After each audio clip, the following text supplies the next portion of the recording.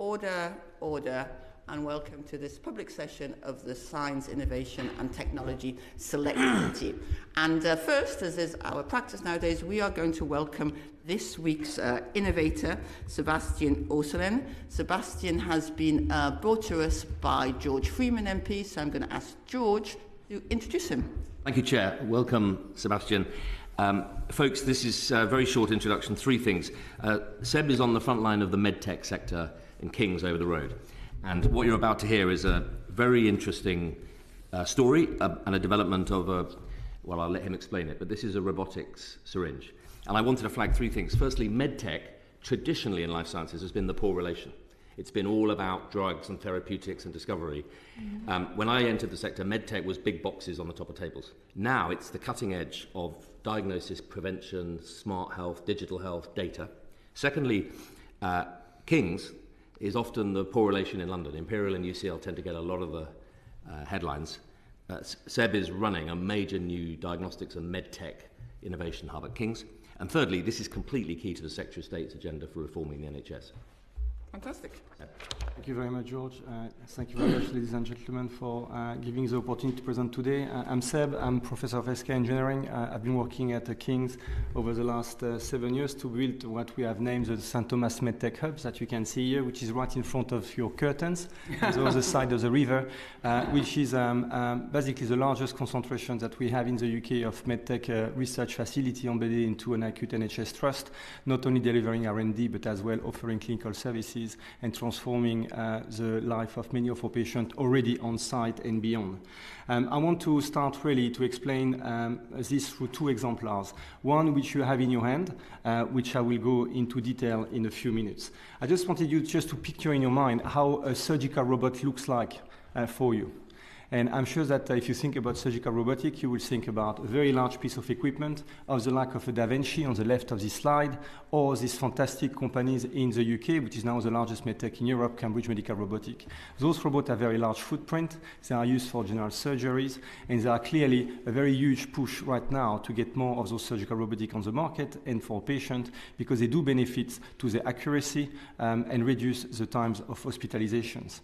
But what's about the other type of robots and how you will use it in different conditions? I want to just highlight hearing loss. Hearing loss is really a global crisis. We talk about over 430 million people affected. Only in the UK, 1 in 3 adults are suffering from some deaf hearing loss. Or tinnitus, and there is half of the population over 55 which have some kind of hearing loss. So this is clearly a major problem, a major crisis, and we have treatment to be able to tackle this global epidemic, but the challenge is how do you inject this treatment? One of the most common treatment for hearing loss is to be able to inject steroids in the inner ear, in the intratympanic area, and you do this manually. You do it, as you see on the left-hand side of this picture here. You go to see an ENT surgeon. You must see a specialist after you've been diagnosed, and the earlier the better to be able to get treatment. Some people have been waiting for weeks to be able to see an ENT surgeon, and therefore they've got permanent hearing loss. In this condition, you need to inject the steroid, and you need to inject at the right place without creating any further comorbidity.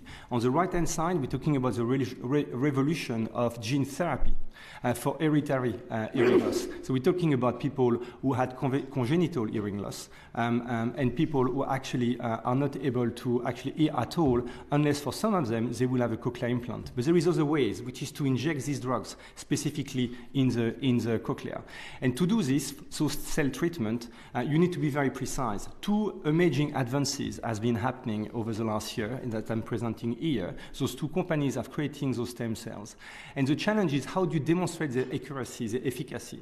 And if you have a treatment which actually is dependent of the quality of the precision of which you inject this drug, then you're going to inject noise into your clinical trial, which eventually could make it fail, and more importantly as well, could make it more expensive and difficult eventually to bring across the community at scale.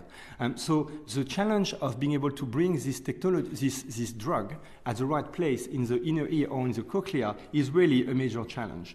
And if you think about robotic, you could think, well, we could bring a robot to do that.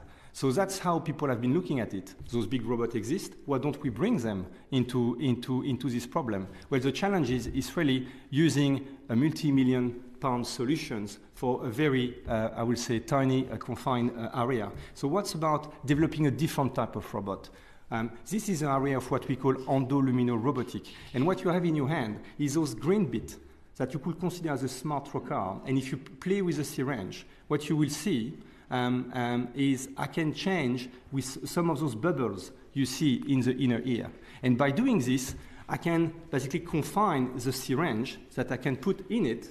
And if you can pass this through, please. The record, Seb, what is this we're passing around? So what we are passing around, so what you have in the green, that's this small robot, this small trocars that you put in the inner ear. With those small bubbles, as you will see now on those videos, with those small bubbles, you can position exactly this trocar in the inner ear, and then you can now have a small camera, which is a black dot that you've got on front of these green bits, and then you can put your needle in it, and then you can do your injection either of steroids or eventually of your regenerative therapy. So basically, you convert a massive robotic solution into a tiny bit of the robotic solution, which is patient-specific, which can be single-use. We're talking about a few pounds to build this system, to put in the inner ear. Of course, there is all of the electronic and the AI and computer vision to add to it. But this is a very, I would say, a safe, efficient solution built in the UK, which is targeting a global market, which could be eventually available to over 430 million patients per year, right? This is patented. This is a fantastic collaboration between two major NHS trusts, two major universities in London. I applaud the funding that we can get from NIHR, I4I, which I think are critical. Non-dilutive funding for companies creation is critical. This is going through a spin-out between UCL and King's as we speak, and it will be launched next year. The second example I want to present is around tumor tissue resections. So if you have a tumor, if you're unfortunate enough to have a cancer and you have a tumor, which is roughly 1 in 3 patients anyway, you will want, if it's diagnosed early, one of the most curative way of doing it, of treating it, is going to be through resection. How do you resect a tumor? Well, the challenge is you don't see sometimes the boundary of the tumor. And in fact, in 20% you have complication, and in 30% of the case you will leave significant tumor. Leaving tumor behind means that you could have recurrence, means that you haven't treated the cancer, you just have delayed it. How do you make sure that you remove the tumor? This sentence, this claim that I'm making, are now really published widely, and it is really a big social issue in our cancer, because we know how to diagnose early now. How can we treat them efficiently through resection? We decided to focus first on colorectal surgery. This is the third most common cancer. One of the big challenges of colorectal surgery is what we call anastomotic leakage. So anastomotic is basically a complicated word just to talk about suturing. So what we need to do is to identify the part of the colon you want to resect and then stitch it. And once you have stitched it, what you hope is there is no leak. If there is a leak, then you have a major challenge, which can be deadly, and therefore you need to have an open surgery eventually to be able to correct for this leakage. This is costing over 100 million in the UK. This is costing over $1 billion in the US every year. And it's costing more than 5 extra days of hospitalization for these patients, and you've got 35% mortality rate out of this. So the way that people are doing it is to use a dye. You need to switch off the light, use an infrared camera, and you can only see it when you inject the dye. As soon as you inject it, the dye starts to dilute. What we can do is try to see how we can use white light. How can we use standard visible light, not only red, green, blue, but all of the different spectrum to try to extract new biomarker. And this is a combination of artificial intelligence, new compute available to do that in real time. The camera you see in your hand is something we have built, was funded by venture capitals over the last year. We raised over £9 million, including £6.5 million from VCs. We had fantastic support from NIHR, again, I4I. This is manufactured next door. This is UK CE mark since last year. We already had patients benefiting from this technology. In St. Thomas Hospital, we start a clinical trial with 3 sites across the UK in 3 months, and we are going for FDA approval by June. And why this is important? Look at this. We're going to have to come to a close. Look at this video. What you see on the left-hand side is a natural light. This is in the case of a kidney of a pig. That was a study we did with animal studies that was very important to demonstrate the value. What you see here is we clamp the main artery, and in real time, you can see the kidney becoming all purple. Why is it becoming all purple? Because there is a limited amount of oxygenation going to the tissue. So I can demonstrate to you that I can measure in real time what we call StO2, tissue perfusion, blood oxygenation in the tissue. This could be revolutionizing even the transplantations, because we don't even know sometimes when we transplant a liver, if the liver is still alive. Oh. This is going to be really important in surgery right now. Thank you. Thank you very much. I'm 9 minutes. Can I have just 1 minute more? Just 9 minutes. I'm 9 minutes. We said 10, did we? Yeah. We did, but then we started late because, okay, one more minute. I would like, to explain why this is important to have an infrastructure to do that. Those technology will never happen without being co-located with the hospital, without having a venture builder, accelerator, support for healthcare economics, support to go-to-market strategy. It's not only about innovation from R&D, it's innovation in the way we deliver it at scale. This happened in less than a year and a half to become a product, and it's thanks to the co-location and the infrastructure we have in place at St. Thomas with the NHS Trust, the co-partnership with industry to be able to actually build such infrastructure and as well deliver it at scale and market it. Thank you. And thank you very much. Thank you for setting up that excellent example of partnership between the NHS research and the benefits that it can bring to the NHS. Order.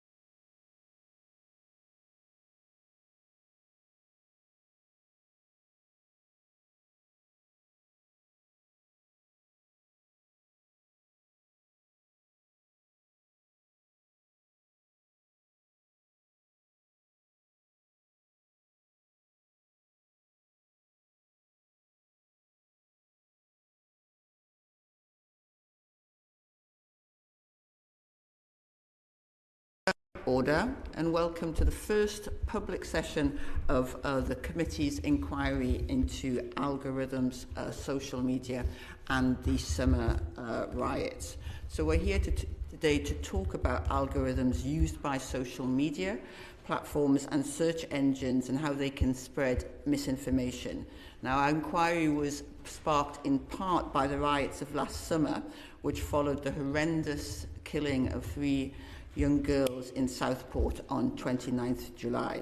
So I do want to remind the members of this committee and our witnesses that despite yesterday's developments, legal proceedings relating to this case are not complete. And under the sub judice rule, the House and its committees should not discuss in public matters awaiting judgment in UK courts in order to avoid prejudicing legal proceedings. So in the session, members and witnesses must not speculate or express views as to sentencing in this case, wider discussions of events around the case, such as misinformation and how it spread online about the person who has been prosecuted, is acceptable. I note that this morning the Prime Minister announced an inquiry into the Southport killings and did note that it's frustrating that different rules currently appear to apply to online content where different information is able to spread. With that, I would also like to welcome to the committee Paul War, who is guesting, he's a member of the Culture, Media and Sports Committee and is guesting on our evidence session this morning.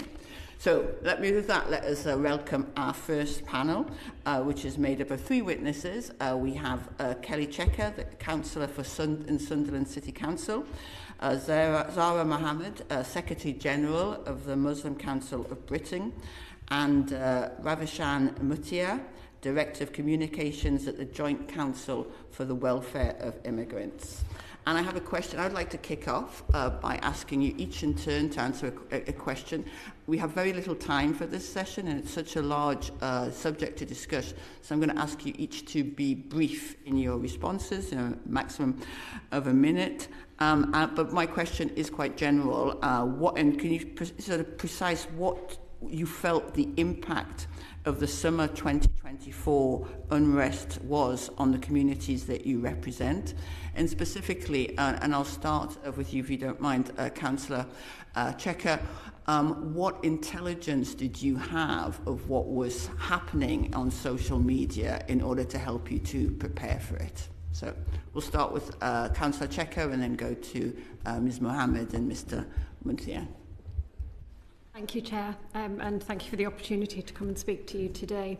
I am the Deputy Leader of Sunderland City Council, and I was the political lead during our troubles on the 2nd of August last year.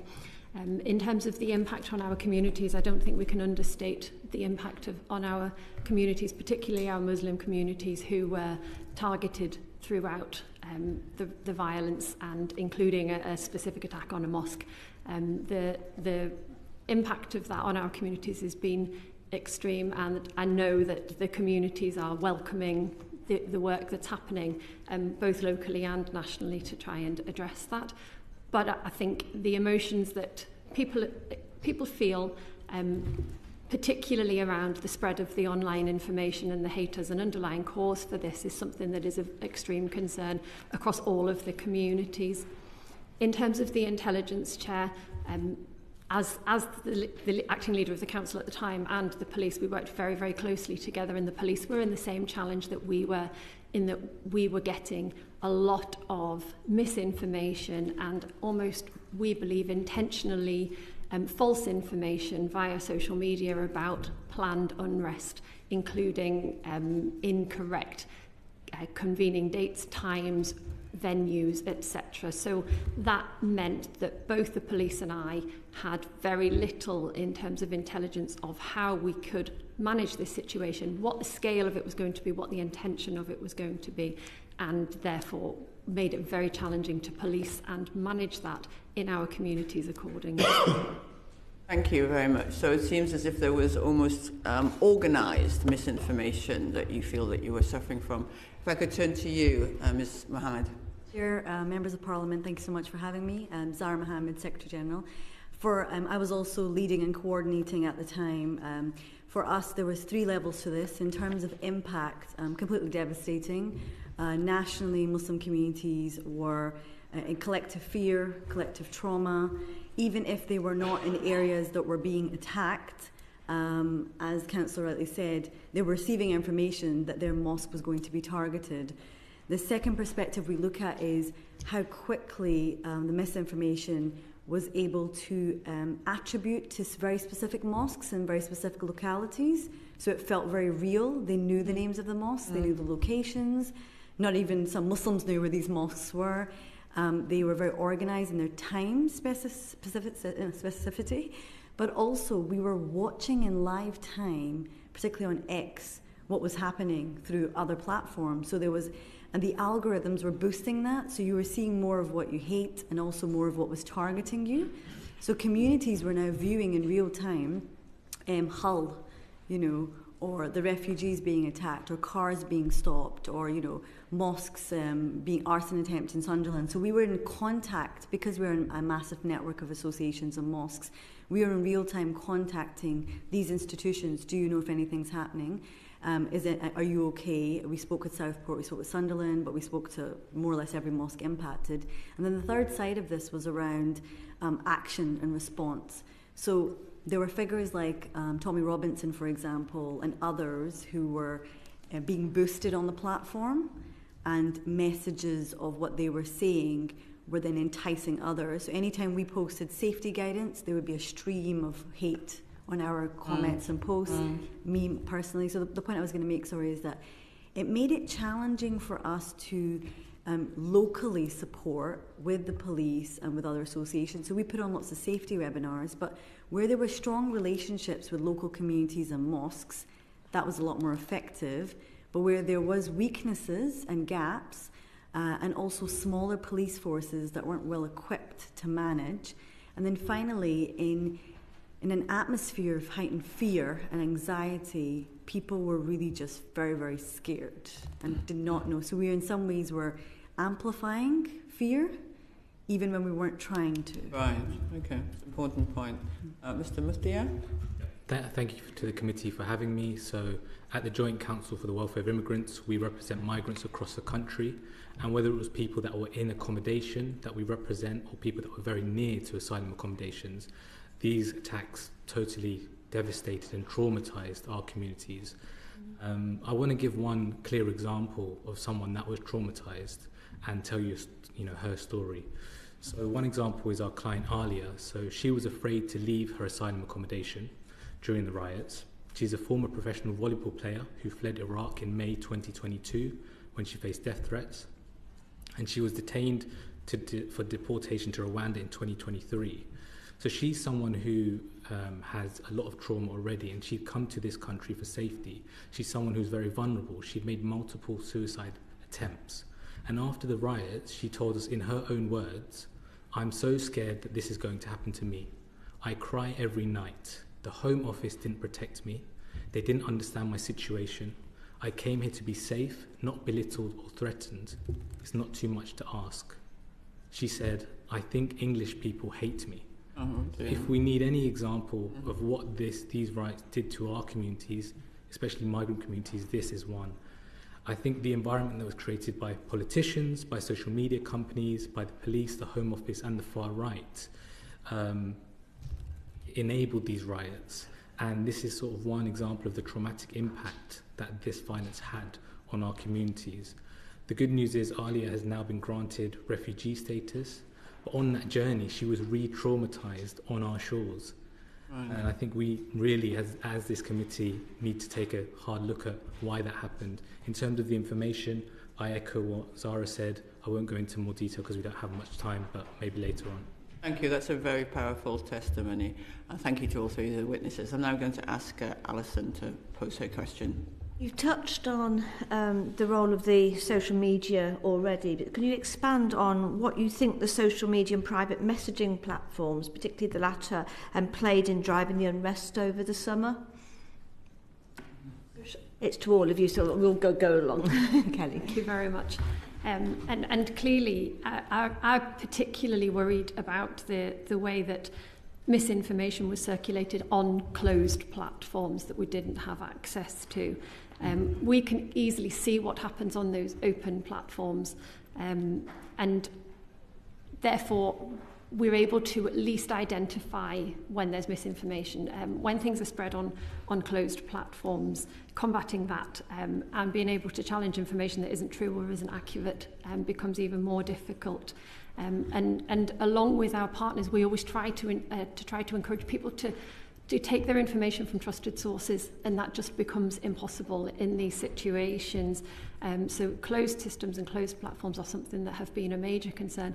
I don't believe that the open platforms are easier for us to address, but at least we have more information, and the information we couldn't access was the ones that caused the damage. I think what's very interesting is the use of WhatsApp, Telegram, Facebook groups, discussion forums, closed and open. Obviously X was a huge kind of force in this, where people at all ages, which is really, really important to note, we had youngsters on the street, we had parents, we had families, we had people who had businesses, people who were going to riot and attack mosques.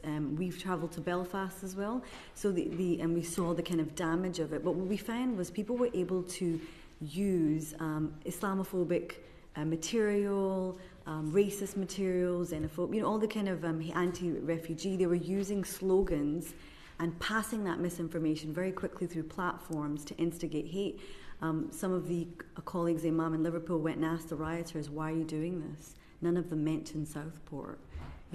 So there was, in some ways, the use of the platform was a kind of propaganda of hate that kind of incited them. This is where we need to go. This is why we're doing it, which shared slogans of hate and bigotry, and particularly referencing anti-Muslim hatred and Islamophobia. That was a strong sentiment. So on these group chats, you would find, they were being circulated amongst Muslims, hateful, derogatory images of Muslims and of mosques that reference, over a period of 10 years, different criminal experiences or whatever. So I think the use of the platform was really, again, coordinating very quickly, but also it was to all audiences and all ages.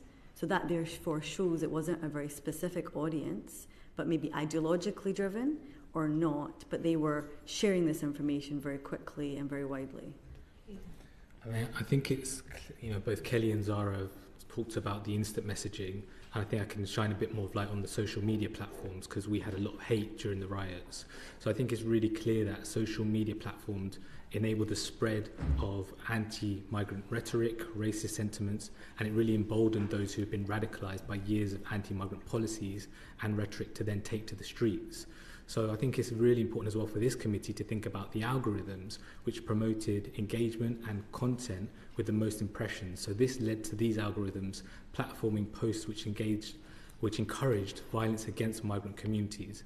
And this viral content and this viral spread of information really does act like a virus would. So, for example, there are super spreaders. We know what super spreaders are from COVID-19. There are super spreaders such as Tommy Robinson, such as politicians, such as tabloid newspapers, and they use these digital platforms to spread the virus of misinformation. On top of that, like a virus, this information, it then mutates. So it changes, it amplifies, it becomes more dangerous and has more cut through with people as it gets amplified by more and more people. And this creates what we had in the riots, which was extreme information disorder. That's what we saw.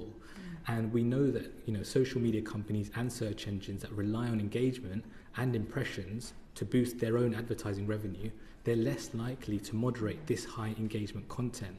So this ultimately leads to the loudest and the most polarizing views receiving the most digital airtime. So we've seen more and more digital content which targets communities like ours. We've seen this much more on X or Twitter since Elon Musk's takeover, and it's become a really dangerous place for our communities. There's been a massive spike in racist and anti-migrant posts on the platform. But this content generates revenue and engagement for these companies. Right. So they willingly turn a blind eye. And it's clear that this business model that social media has creates the worst environment for people. But I just wanted to say one last thing. Sorry, I know you want to get in. Yes. So I just have one follow-up. Yes. So one last point is that, in this case, X was the message carrier. And if pigeons, like in the olden days, were the message carrier, would we blame the pigeons? I don't think we would. I don't think we'd be blaming pigeons and having a committee about pigeons. But we need to look at society as a whole. Of course, we need to look at X. But these messages were created offline. They were created in the media. They were created, sadly, by some of our politicians. So we need to really deal with far-right radicalisation that is happening online on digital communities as well. Linked to that, having identified the issue, what should be done to prevent this from happening again, and who should be held responsible for this spread of this information? I'm only going to give you a few seconds to answer. If we go along from Ravishaan to Zara and then go. Yeah, well, I think, the platforms must be controlled, as I said. It's really clear that we need to control platforms. We need to really have some strong controls on politicians and the language that they use, which is then used on these platforms, traditional media and other sources of disinformation and hate speech. We've done some studies and research at JCWI, which has found the language that is used by traditional media or politicians is then echoed on digital media and then back again. It's a loop of hate. So it's not one. We have to really deal with hatred wherever it comes up. Okay. I think it's multi-pronged. I think obviously there is the social media platforms, there's a level of regulation and accountability, there's political figures, but ultimately it's about empowering the user. And as you said, the hate itself is already there. But how do we empower young people to understand, don't share? So even me sharing it made it worse, right? Because I'm sharing it to my colleagues to say, have you seen this? And then that's boosting the platform, and then everybody's... So I think, and then Sky News or other channels are sharing it. So we are all sharing the content, which is saying to the algorithm, this must be really good content, let's share it more. So I think we've got to look at the user, the young people, the communities we're trying to protect and empower, but also us. We're part of the story. So how are we managing the story? There's only a certain level of regulation you can really go to, and even political speech. But it's that polarization. We're losing the middle ground of dialogue, conversation, and debate. Thank you. I think how we should respond to algorithms when we don't actually know what is in how the algorithm work is a really important question, which we'll pursue. Councillor Chequer. Thank you very much. And I think I echo my colleagues' statements around the social media and the algorithm sharing the information facilitated the organisation of the unrest, particularly in our communities. And the circulation of misinformation fermented the unrest, but it'd be wrong to think that it actually caused the unrest. And so there needs to be two approaches here. We need to be targeting how this information is shared, and it should be challenged, and there needs to be more opportunity for people to be able to remove factually incorrect information, but also we need to try and understand the causes of the unrest, in our communities, because they are complex, and in our case particularly, they're not recent. And who do you think should be held responsible for this, held accountable for this misinformation spread? The social media platforms that are enabling this, without a doubt. Thank you. Again, it's worth saying in this context that the LinkedIn post, which falsely claimed the alleged attacker was a migrant, was shared more than 2 million times before being taken down. Now, Lauren, did you want to come in very briefly? And then we have Paul and then Steve. Yeah, no, sure. It was just the question about business models. And I think you touched on it just there about the business models of algorithms, and actually the social media would like people to be looking and watching. And so is this part of promoting the harmful and misleading content, do you think? Yeah, I think when there's a platform that has a business model which is all about engagement, which boosts their advertising revenue, then no matter what the content is, if it's getting high engagement, it will continue to leave that content on and turn a blind eye until, like the chair said, it got 2 million views before it was taken down, until there is wider action or stronger repercussions for those businesses. And at this moment in time, there aren't strong repercussions for businesses that are promoting this sort of hateful content. Okay, I'm going to ask Paul to come in now. Hi, Zara. Many of my constituents of South Asian heritage in Rochdale felt very, very scared last summer and vulnerable. They were very grateful to the Home Office for swiftly providing security in many mosques. But can I ask you in particular, What's the link between social media hate and violence against Muslims in particular, and how different is it from ordinary Islamophobia, as we call it like that, amongst the mainstream media and maybe newspapers? Yeah, well, thank you, Paul, for your leadership, particularly at that time. It's the power of the anonymous, you know? You can really hate as much as you like without accountability. And Islamophobia gets lots of clicks, and it's perpetuated at all lots of levels. So 40% of all religiously motivated hate crime, that's physical stuff we can see, is against Muslim communities. But online, how do we evidence it? There's so much hate and vitriol I personally get, colleagues get, our parliamentary colleagues get, but no accountability. You know, politicians fear for their life, but Muslim women in particular fear even more gendered Islamophobia. So for us, it is a Wild West in some ways, but also Islamophobia sells. And the worst thing about the riots it really showed is how much people were galvanised on this hatred towards Muslims. And it was perpetuating these bias and stereotypes that already existed, and not in a vacuum. This is a context. You could say it's a post-9/11 year. You could talk about, even before that. But really there is a kind of global phenomenon of this idea that a normalization of Islamophobia and anti-Muslim hatred. So 2 quick points I wanted to make. There was a lack of narrative of belonging. You know, people couldn't call it, this was Islamophobic hate. You know, they didn't want to call the riots out for what they actually were, but they were coming from us and coming from Muslims. Then there was this kind of the government action, and we really welcome the protective security. Many mosques are where elderly people go, where women go, for after-school classes for kids. They're not fortresses of protection. So when that protection finally came in, great, but it showed the weakness in the system that nobody even thought Muslims could actually be attacked. And we'd had so much vandalisms and lots of things happening on the back of any bad news story. And so what we really feel is that actually the latent issue of Islamophobia hasn't adequately been addressed. And in these pocket north towns, things were bubbling. And actually, unfortunately, that just came out and spilled out on the street. So I think there's something much bigger we've got to take home. And for British Muslims, unfortunately, the riots have left quite a big scar. And there's a lack of real action and long-term strategy on what are we going to do to tackle Islamophobia and not make us a security issue or an immigration issue, which is what the riots were really pointing at. Thank you.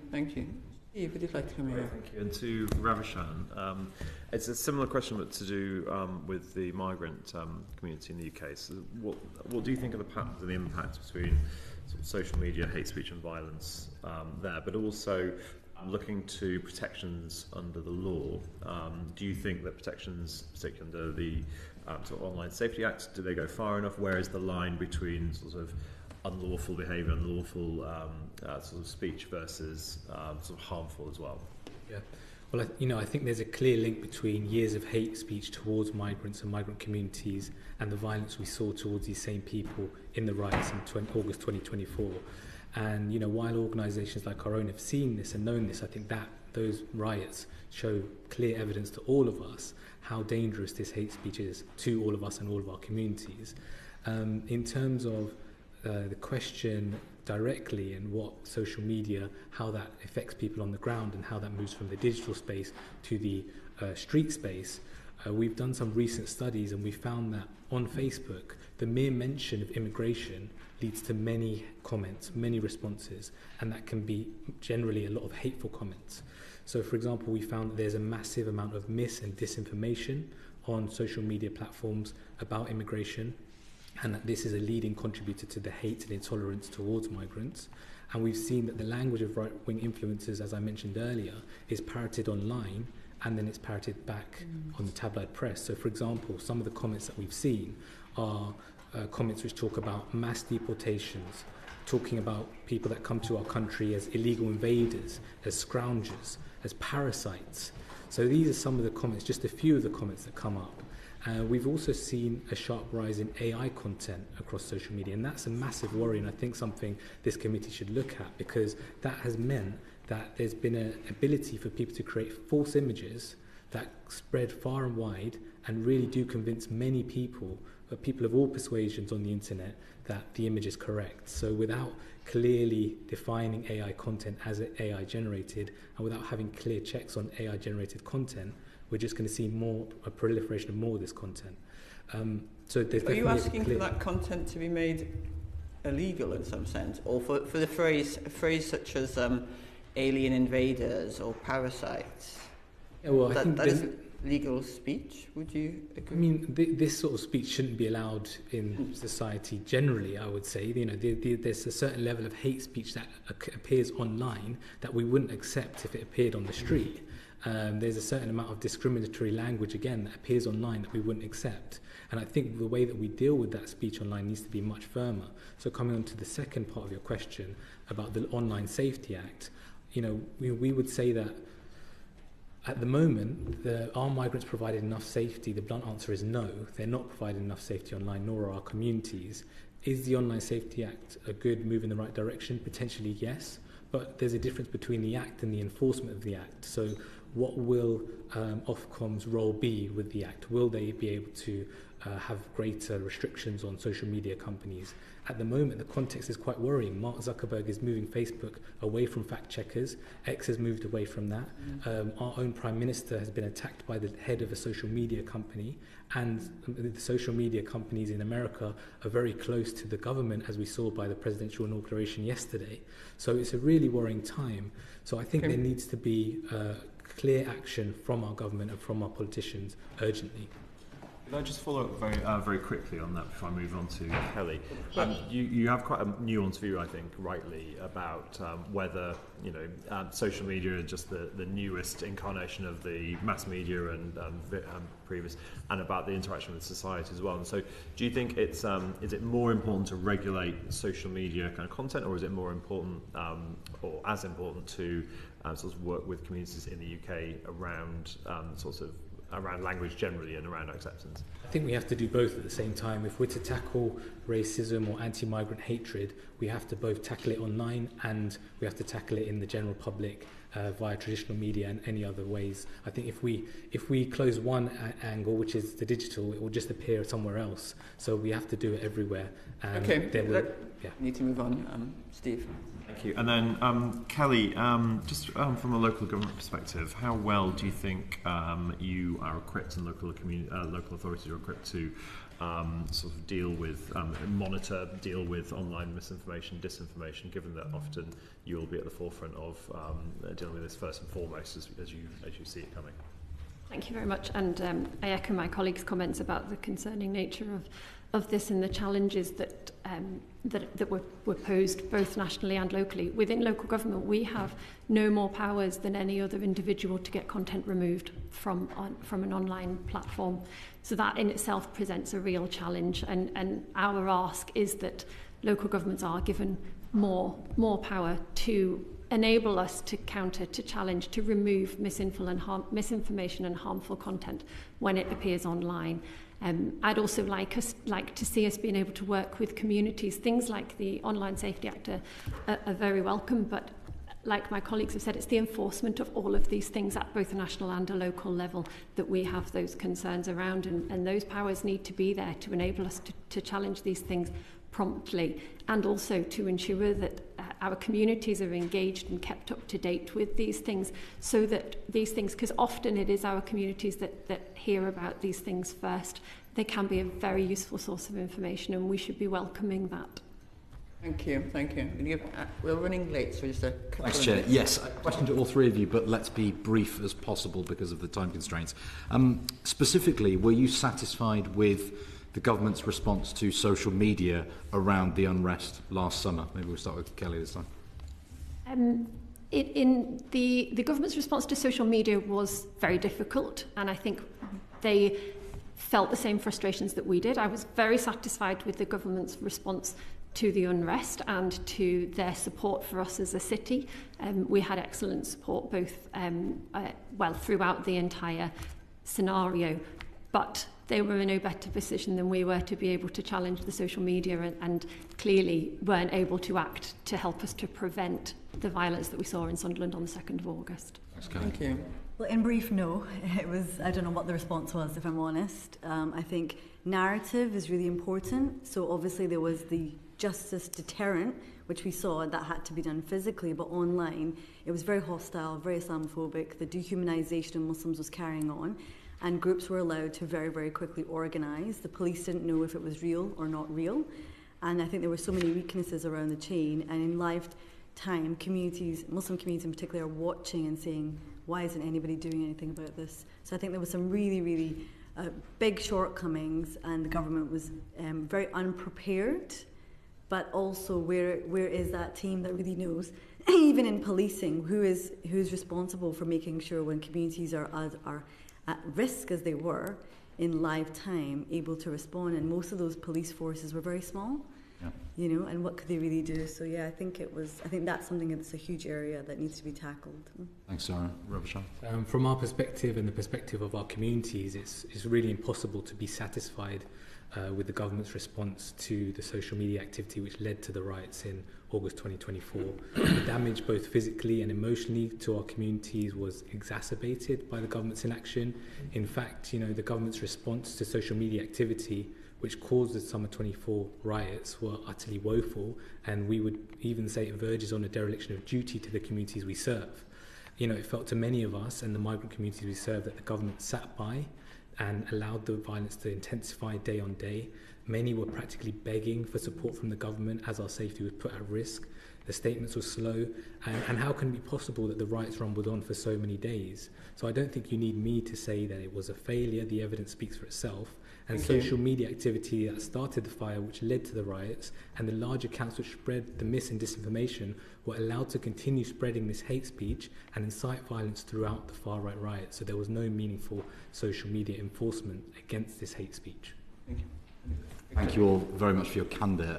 Given Kelly's point about how the government doesn't have a huge amount of control over what these social media companies can do, but I completely accept the points you make, Zara and Ravishaan, about you're not happy with the government's response. What would you have wanted to see on top of what was done? 30 seconds. All it needed was counter-narrative. There was no narrative of belonging. There was no narrative to say, this doesn't represent our Britain. There was no narrative to even say Islamophobia. Thank you. So I would second that. I think the government could have been much clearer and much louder quite earlier. I would also say that there could be more enforcement and more accountability on social media companies very early, and those hateful platforms and individuals on those on those platforms. The accounts need to be shut down very quickly, and if they were, I think there could have been a much quicker end to the violence and end to the mis and disinformation and hate speech online. If I might, I would just like to offer a slightly different view. That is that where we saw in the days following the unrest in Sunderland, where we saw positive action from police forces that were shared on social media, we had a significant threat of further violence in the days that followed, and particularly there was a specific threat on an asylum-seeking processing centre in our city. That did not occur, and I believe that was in part by positive messaging both locally and nationally through social media, and there was at that stage a narrative of, if you do this there will be consequences, which spread well across social media. Thank you very much, and thank you very much to all of our panel for sharing their experiences of the impact of the spread of misinformation over the summer and the unrest in their communities. It's clear that the impact was significant, that there is people are still traumatized by that impact, that their damage, both in personal and in economic terms, was significant, and there are questions for this committee and for the government with regard to how the misinformation was allowed to spread so quickly, what speedy response there could have been. Councillor Chequer, I'm very impressed by what you said about the cooperation that with the police and government and local authority, which helped reduce ongoing impact. But I also recognise, Ms Mohammed and Mr Muthiah, what you said about the way in which we were all part of spreading those misinformation to some extent, and we also need to address that. But thank you very much for sharing your experience, and order.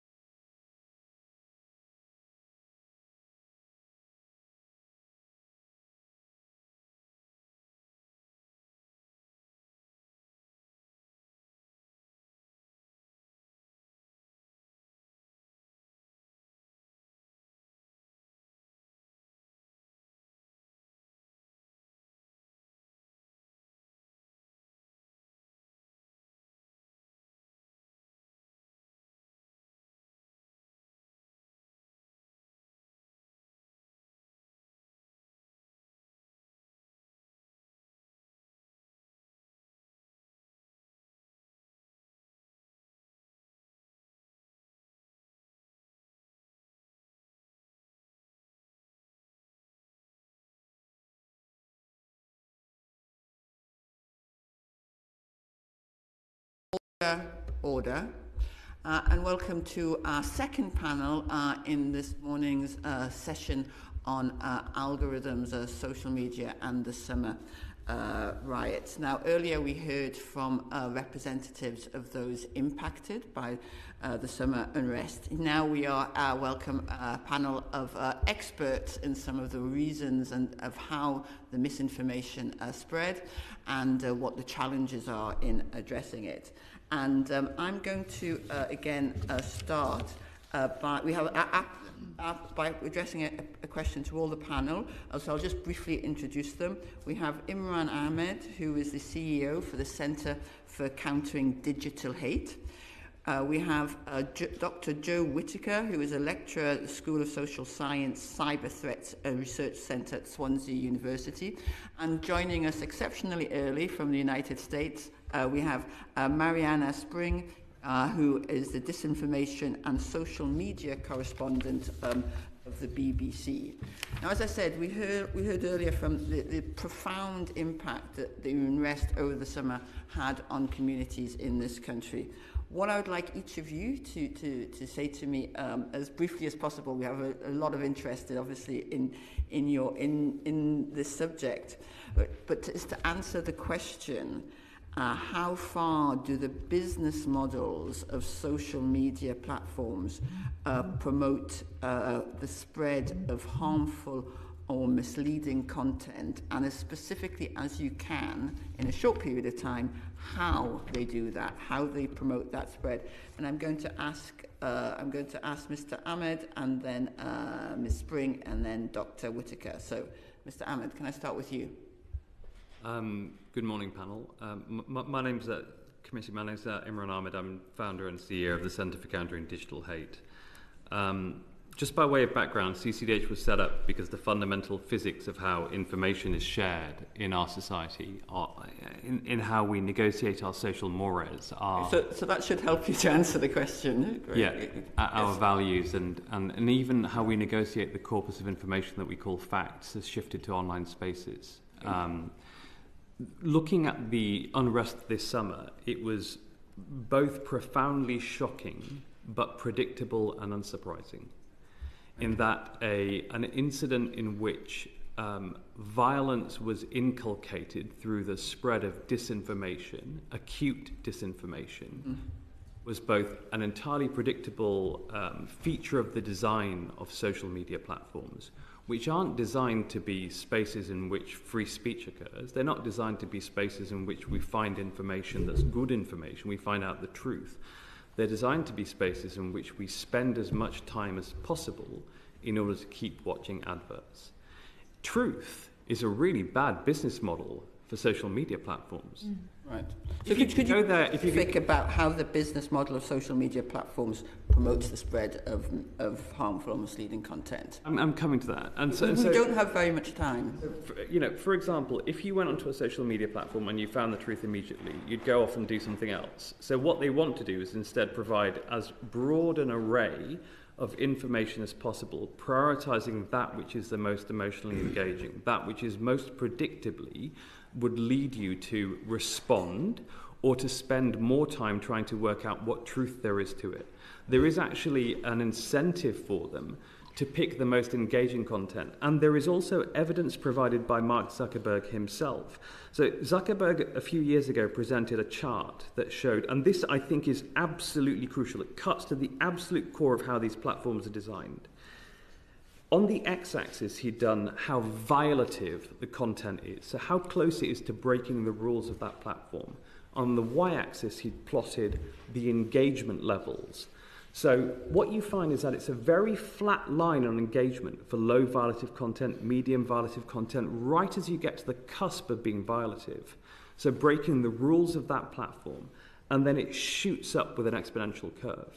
Right. So what you find is that the most near violative content, and of course we know that engagement drives amplification. And those two facts are why we see this churning of fringe, violative content into the mainstream. Thank you. Thank you. Thank you. I'm going to come on to... I'd like to ask Ms. Spring to respond. Thank you. Thank you very much. Yeah, I think my answer would focus on very much how the algorithms, the recommendation systems across all of the main platforms are designed to promote engagement over safety. And what that means is that they are very much running on emotions, content that will trigger a reaction. And it's that content that will get more eyeballs. And as a consequence, the social media companies can sell more ads, they can make more money. It is just core to how they work. And almost every investigation, I'd say, or podcast series or anything that I've done over the past year has come back to that question of prioritizing engagement over safety. Obviously, and I was listening to the panel previously, and there's a lot of discussion about the riots and the impact of misleading or false or hateful information that was recommended and promoted during that time. Again, very much comes down to that question of, emotional content that triggers a reaction. I think it's also important to talk about what can incentivize users to post in that way, not only the attention and the views and the likes, but also the monetary gain. And I can talk a little bit more in detail about the way that people are able to make money from this types of content themselves, not just the social media companies. But it's also, beyond the specific situation of the riots in the summer and the shocking attacks that unfolded in Southport. There's also, there are so many examples of, for Panorama, I investigated young teenagers, young men in particular, being recommended hate and violence on social media platforms that they don't want to see. That comes again back to the algorithms prioritizing engagement over safety, pushing them content they think they will react to. A lot of the social media insiders at the companies who I've spoken to across the board have corroborated that idea and spoken more about the way that the kind of algorithmic pathways can lead people to these different places. And then also around the elections. Last year was a huge election year. And again, we saw something similar happening in terms of the proliferation of sometimes AI-generated content, unfounded conspiracy theories that played into people's existing political biases or views, and often legitimate distrust, questions, concerns that they had, but could then lead them down rabbit holes on particular social media platforms. And we're at a time, the reason I'm speaking to you from the United States is because I've been out here for Donald Trump's inauguration for the BBC's Americast podcast. And I spent a lot of time yesterday talking about the prominence of the social media bosses at that inauguration and the relationship between those tech bosses and Donald Trump. And that, in some ways, possibly marks a new era in social media where there's a lot of conversation about freedom of expression and the importance of people being able to say what they want to say on social media. And there are positives to that discussion. But some of the concerns I've heard from people affected by this kinds of content is the way that it can be seen by so many people and so many eyeballs. And that just comes back every time to the algorithms and the recommendation systems that are essential really for the social media companies to work in the way they work right now. Thank you very much. Thank you very much, Dr. Whittaker. I agree firmly with the two previous panelists and their points. One thing I would say is that all of these big social media platforms have spent billions, if not trillions, optimizing these recommendation algorithms, their search feeds, to as accurately as possible understand their users in the aim, exactly as Imran said, of user retention for more time on advertising. I think the most alarming thing is, because they are all AI driven, is that nobody knows how they work exactly. We know we have bits and pieces, but they are completely opaque. And I'll talk a little bit later, I assume, about some of the research here, is even as researchers, we have very limited ideas of how these things work. When we talk about the business model, so yes, they do spend billions in terms of advertising revenue. One extremely interesting point is that there is one of the biggest platforms, Twitter X, in which users can buy algorithmic amplification, as in you pay a certain amount every month for a blue tick, and then you immediately go to the top of the feed. You are boosted. And when we look at these big disinformation incidents, and I'm sure we'll talk about Southport and the aftermath of that, the riots, what we can see is these blue ticks are responsible for a huge amount of the misinformation that's out there. Okay. One final point, which I think is very important here, is we did talk about Mark Zuckerberg's blog post there, where he correctly makes the point that as you get, basically content gets more and more fringe, it does increase. Now, if there was someone from a tech platform here, they would all say that they are taking active countermeasures as part of their business models to try and reduce that. So what they will all say in their site rules and their terms of service is that They are going about trying to de-rank content, make it more difficult for people to find as it gets closer to that point. I am very sceptical of that, and I think events over the last few years suggest that, trying to find the right way to put it, platforms are marking their own homework very much when it comes to reporting these kind of results. That's something the Online Safety Act is meant to change. Now, George, do you want to indicate you want to come in here, and then we'll go to Emily. I wanted to ask briefly. all three of you, as we are legislators trying to work out how we, on behalf of the public, legislate and control, I wanted to ask simply, what should we be thinking is the crime in this ecosystem? What is the act that we need to be trying to legislate against? Great question. So, Joe? Crime was the wrong word.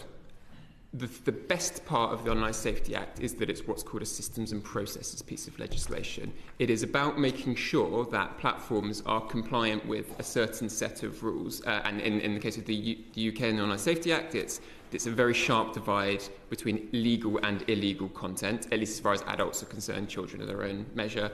When we look in Europe in the Digital Services Act for these very large platforms, it's slightly more blurry, and we can talk about that as well. But yes, I think the fundamental principle when it comes to speech acts is that whatever is illegal in the offline realm should be policed in the same way in the online realm. I think that is the fundamental principle which fairly balances human rights as well as the harms that can come as a result of online speech. Thank you. Would Imran or Mariana like to add anything briefly to that? I'll let Mariana go first if you'd like to. Yeah, just very quickly.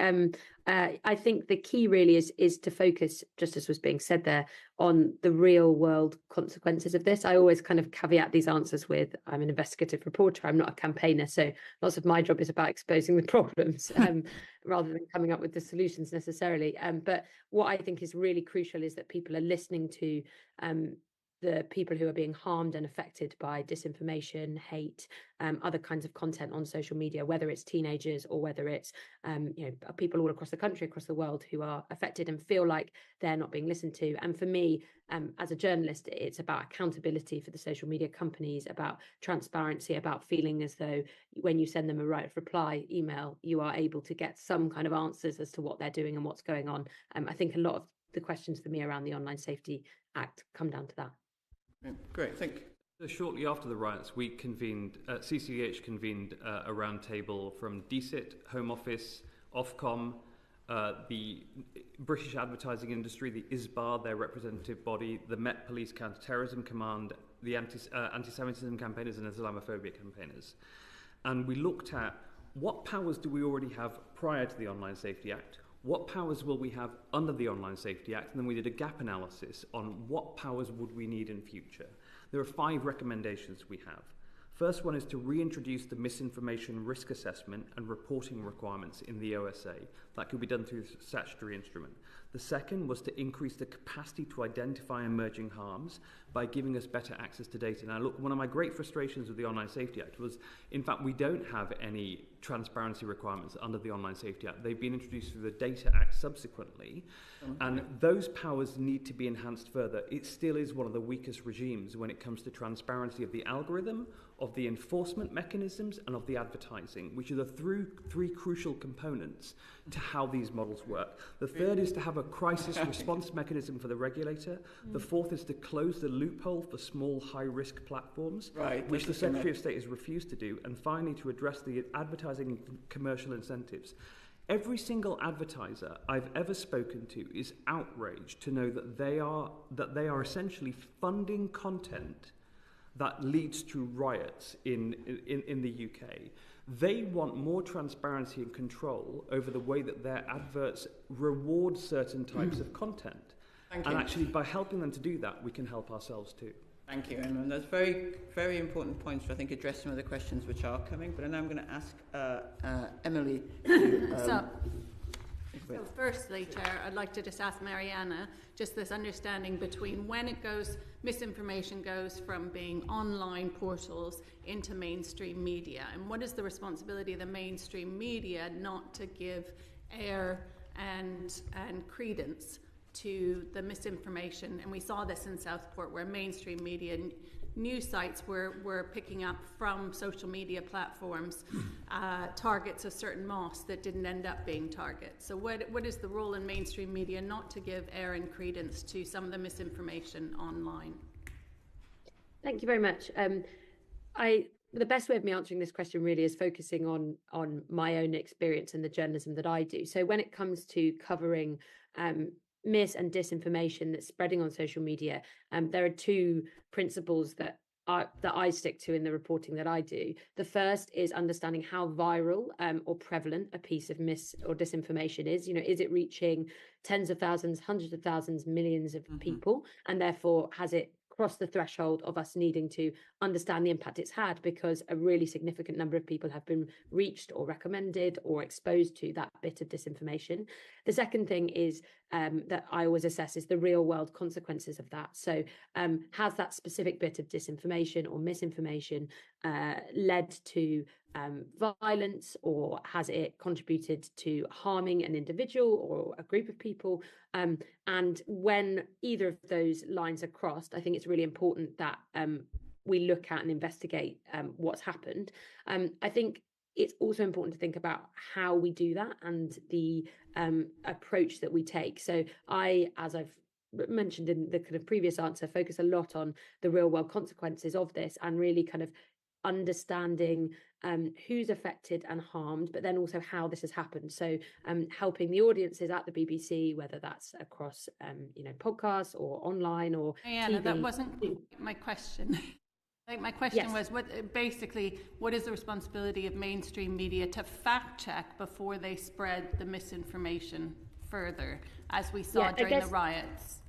Yes, I appreciate that, but I can only talk about my journalism. I'm not a BBC spokesperson. So I'm talking to you about my experience of covering these kinds of stories.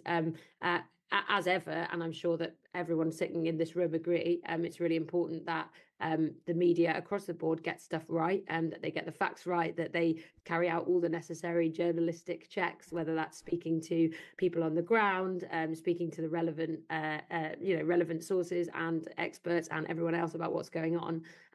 But my experience, I very specifically focus on the spread of harmful, hateful content, disinformation on social media, and saw, particularly during the riots, how the trust that people afford to credible outlets was weaponized in so much as we saw, and I'm sure I'll talk about this in a later answer, but pseudo news sites that were sharing false allegations about the attacker in Southport, for example, which contributed to the spread of disinformation, but which people seemed ready and inclined to believe because they thought they were real. So that's more the realm that I spend my time looking at.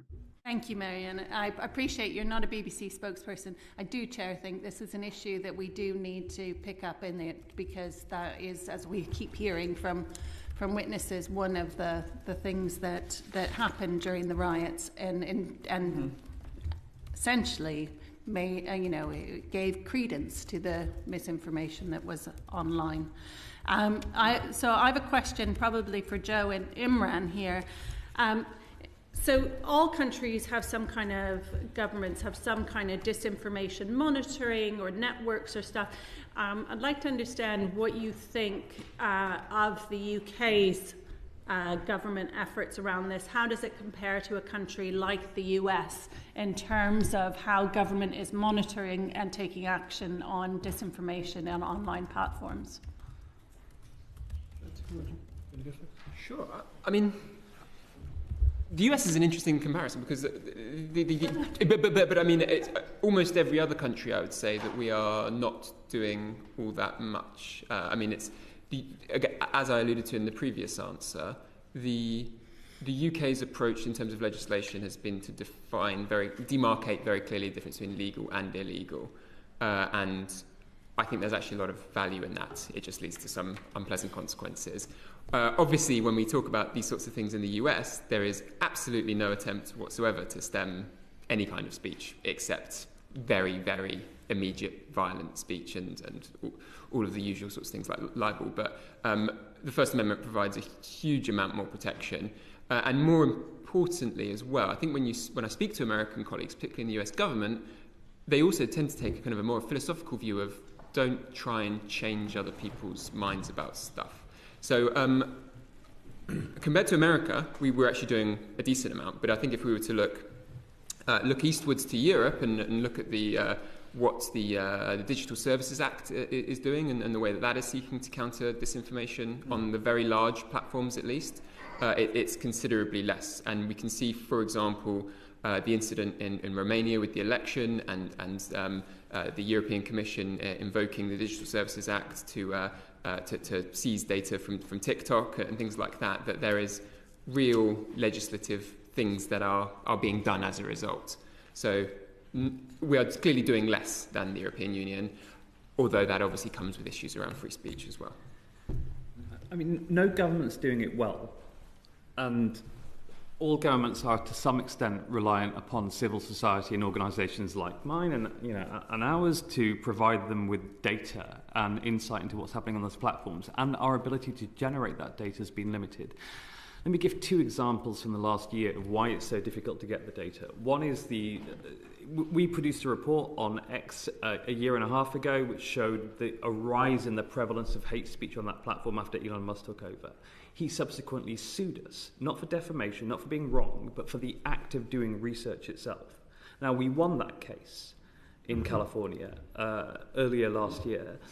But nevertheless, it had a chilling effect on people even using the site to do research. His claim was essentially that terms of service of X prohibit people from doing research on that platform. You can read it, consume ads. The second would be the purchase of CrowdTangle by Meta. So CrowdTangle was the primary tool used for us to study Meta platforms. They bought it for $1 billion only so they could shut it down before the elections. So we couldn't check what was happening during the US elections last year on their platforms. So it's become incredibly difficult.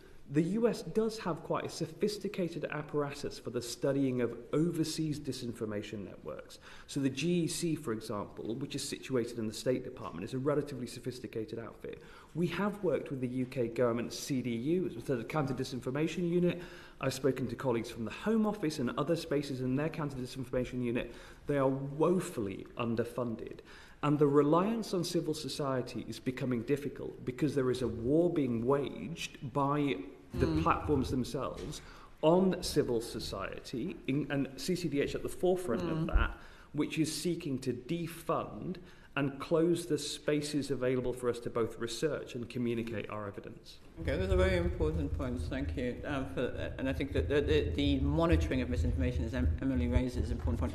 I'm going to go to Kit and then to Tom. I just had a quick question, Mariana, about we've talked about misinformation, disinformation, but there's a role, is there a role to look at repetition and atmospherics?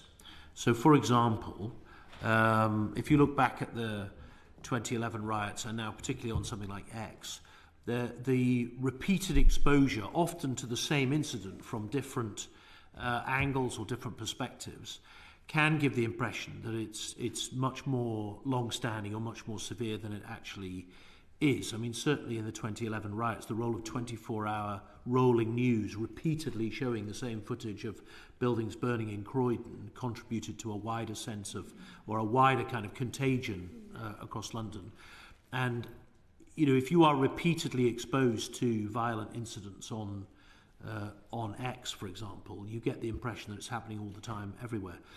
The other thing is, for example, if you look at the Southport riots, right, the camera footage from within the body of the riot makes it seem like a large and unpleasant incident. If you look at the drone footage from above, it's actually quite a small incident on basically one or two crossroads, and 2 streets away there's no one and nothing happening. So it's not as if the whole of Southport was consumed in the conflagration. So what is your view of the responsibility of those of platforms to give a sense of perspective about the scale and the longevity? And is that another form of mis or disinformation? Thank you so much. I think that gets to an important point about the way that algorithms work, because they essentially do what you've just described, which is they're going to repeatedly push you content that you express an interest in, and often that content will evolve or take you down a particular path, or in some cases become more extreme. And I've seen that firsthand with the kind of journalism that I've been doing.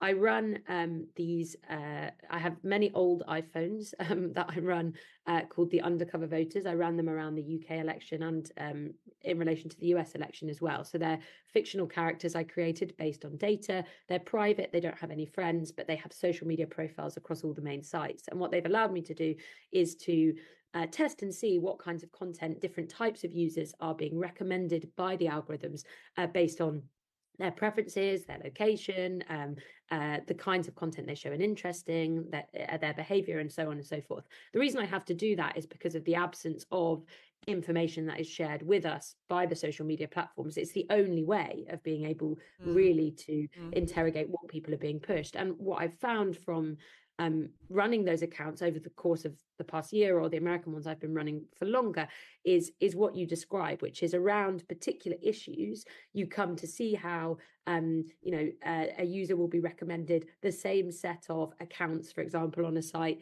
who are posting content sometimes that becomes increasingly extreme, and so their perspective is distorted. And I think it's important to think about that in a number of ways. The first is that when people are being repeatedly recommended this kinds of content, so they're being recommended it, and I've spoken to particularly younger users who feel this to be the case, when they're being recommended content that's pushed directly to their feed, they feel as though it's intended for them, and that can make them feel as though it's something that they should believe or be interested in or like, because it's kind of based on their preferences. When I did a BBC Panorama in September, there's a teenager I spoke to, Kai in Manchester, who told me that it made him feel as though some violence and misogyny he'd been recommended was sort of intended for him. He should believe it, and he felt that was distorting the perception of some of his peers, and he'd had to speak to them about that because he didn't really want to be seeing this sorts of stuff. I think there's also a question about how we take our social cues, for people like that. He said to me, well, it distorts your sense of what's okay and what's not okay, because you see a video or a post has had thousands, millions in some cases of views, and it's where you take your social cues from. So you start to think that a particular narrative or rhetoric is normal and widespread, even if that's not necessarily the case. And I think the final way of thinking about it is in terms of the kind of, we talk about it a lot, but the rabbit holes that people end up down, the kinds of new content and places they're exposed to, and the way that someone can go from having kind of no interest in the topic at all to finding themselves believing something they never thought they would. During the election in the US, I spoke to two women who believed that Donald Trump's assassination attempt on him was staged without any evidence to support that idea. And one of them was someone who'd never believed this stuff, but she had been repeatedly exposed to this idea and the dislike of Donald Trump, and that had kind of led her to the point where she thought something that what had happened hadn't happened. Thank you. That's a full answer, but I think it's a very important point. It sounds like the answer to your question, Kit, is that we don't have any right to have a perspective. Now, I know Tom wants to come in briefly, and Martin. And then we'll go to John. Thank you, Chair. I think one of the key points that's been made and was made by yourself is talking about what's happening in the US and how different countries are trying to regulate and get to grips with this issue. I'm just wondering, given the fact that it is an international issue and we're seeing foreign actors and states use mis and disinformation as a tool in the new sort of way of warfare that's done online, I'm just wondering, how is it possible or do you think it's possible for the UK to effectively try to regulate and manage and mitigate against this, particularly in light of what we're seeing with people like Elon Musk and Donald Trump now back in the White House, given the changes that we're seeing in other countries? Because we can do all we want in our country, but how do we insulate and collaborate with partners around the world to make sure stuff isn't spread from further afield? I'll come to Imran and Joe on this. Let's start with Imran. Well, so CCDH has offices in Brussels, in London, DC, and we've just opened Los Angeles, actually 2 days before the fire started, so not ideal timing. We speak to the European Union, the DSA. I'm heading to Cape Town in February to speak to their online safety folks. We've been working with Australia and New Zealand, which were actually ahead of the curve because of what happened in Christchurch. You know, Jacinda Ardern was incredibly forward-thinking in the Christchurch call. Australia has an e-safety commissioner, Julian Grant, who's doing extraordinary work out there as well. So there are countries seeking to legislate and regulate. For the main part, those people who focused on systems, on transparency, on meaningful accountability, one of the problems with this committee's questions today, and if you were to put them to the platforms, is that they could gaslight you by just saying to you, look, we take down 99%, guys. We're great. We've done that. Oh, you've had the gaslight. I could smell the residual aroma in the room. I wasn't sure if that was the mice or Meta. So look, of course, we have this serious problem that they mark their own homework, they provide their own data. We've had no transparency. So meaningful accountability requires that transparency. So there are things you can do. So Tom's question in specific answer, look at what Brazil did with Elon Musk recently. Elon Musk said that he actually shut down X in Brazil because he was unwilling to comply with the law. It took him days before he turned around and had to comply with the law as laid out in Brazil. Now, I don't think the Brazilian law is a particularly good law because it actually allows them to take down individual bits of content, something that, as someone who believes in freedom of speech, which is a very profoundly British concept and a core value of our democracy, I am worried about something which says an individual bit of speech can be made illegal by the government unless it would be offline as well. But what we can see is that platforms are willing to bend. But you're absolutely right that the pandemic of disinformation that's spreading across our world, corrupting our information ecosystems, leading to the degradation of science, of truth, of democracy, of the values of our societies, is American. There's a reason I moved to DC in 2020, 6 months after opening CCDH. The platforms, the worst bad actors, the most sophisticated bad actors are weaponizing these spaces to spread disinformation, particularly race and identity-based hate disinformation, and the lawmakers who've most singularly failed to deal with this issue since 1996, which is the last time the United States Congress promulgated laws relating to online content, the Communications Decency Act 1996, Section 230. It is their problem. And, we have to be applying pressure as well on our friends in the United States to be doing the right thing. Okay, thank you. Very little to add to that. I completely agree. I think the only point I would make here is that there are friends to try and cooperate with, and you raised it in your question that there are very clearly adversarial states who are very explicitly, creating armies of people to try and sow this, and I don't think that there is any kind of an easy way out of that. So there is probably an acceptance that this will be a problem that will exist. There's, the idea of cooperating with Russia or North Korea or Iran, it's for the birds. So completely agree with those points, but it's not going to be a silver bullet. But can we actually deal with this unless the US pulls its finger out, to put it bluntly? You can do some things, but you can't fix the problem, but you can certainly mitigate it. And mitigating a problem is, just because you can't fully deal with something doesn't mean that you shouldn't take mitigation measures. This is, in some respects, we are an early stage of regulation of what is a new problem in our societies. We should not be ashamed of the fact that we've made a noble attempt with the Online Safety Act on a multi-partisan basis to try and do the right thing, but we should be ready immediately to start to think about what we've missed, where the technology is moving on to, and whether or not it's working effectively, and to iterate and iterate and iterate again. And we're going to have to do that with this new and interesting and really, and also with all the positives that come with it. Let's not forget, these are great platforms. The ability to shrink the world, make Timbuktu seem as close as Tulsa, seem as close as Tyneside, is a wonderful thing. Thank you, and thank you for bringing Tyneside into this. Could I just make one sentence? We appreciate your enthusiasm. One sentence. It is about you in front of me. Brazil demonstrated that there is power to rein in. It is one thing to have an online safety act, it's another thing to enforce it. The point I was going to make was that this committee is exactly looking at how we can ensure that the UK can make a difference, and particularly from the communities that we heard from earlier this morning, for the communities. Martin? Just a follow-up around that specific point. Very, very briefly. What exactly is the Online Safety Act missing that we should be bringing in? Okay, can you answer that in 10 seconds?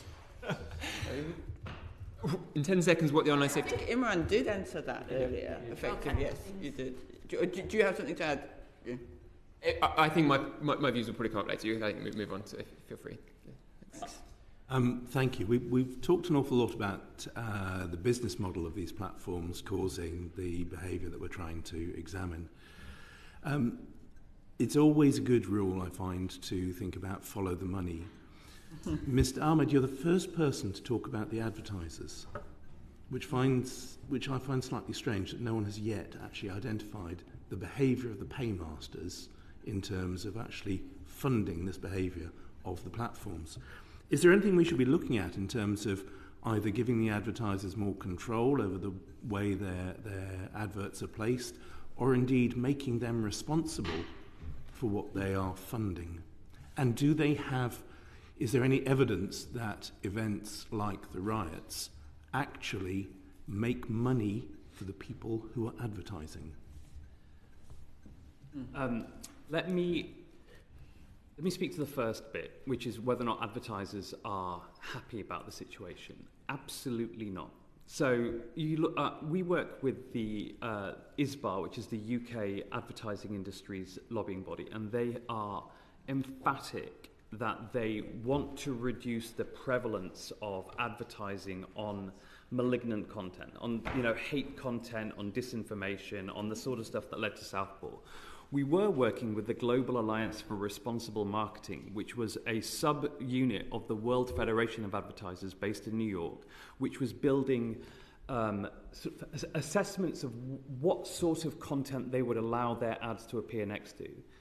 The Global Alliance for Responsible Marketing, GARM, shut down last year after Elon Musk sued them for acting as a cartel which was stopping him from making money. He also sued advertisers for not advertising on his platform. You didn't get very far.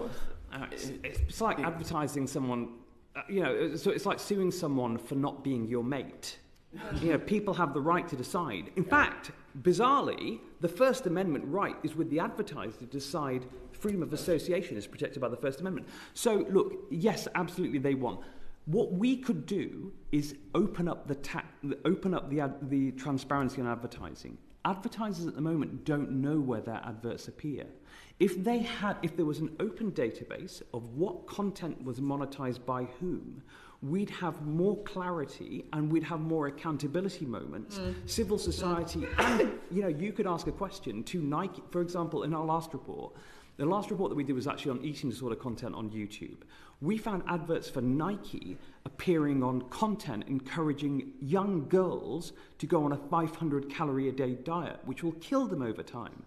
So would they be happy about that? Absolutely not. Did they know until that moment? Probably not. But once they do know, of course, then there is a considerable responsibility on them to do something about it. I think the irony is people call us censorship organisations and people say that we're studying censorship. We're not. We want a more informed discourse through greater transparency. There is that question on advertising is really important when especially as it drives the business models. Would Joe or Mariana like to add anything? No. Okay. Steve, yeah. and then to John. Just a very quick question. There's the real advertisers that have a problem, but there's also quite a lot of fake advertising using trusted brands. So I just wanted to bring it back to Mariana, actually, because my feed at the moment on X in particular is littered with ads that claim to be from the BBC and have the BBC branding, but are clearly not. And so, X clearly is allowing quite a lot of monetization and ad revenue to come from very, very obviously fake sort of ads. I mean, have you looked into that? Is that something you're interested in? Not necessarily just from a BBC perspective, but more broadly?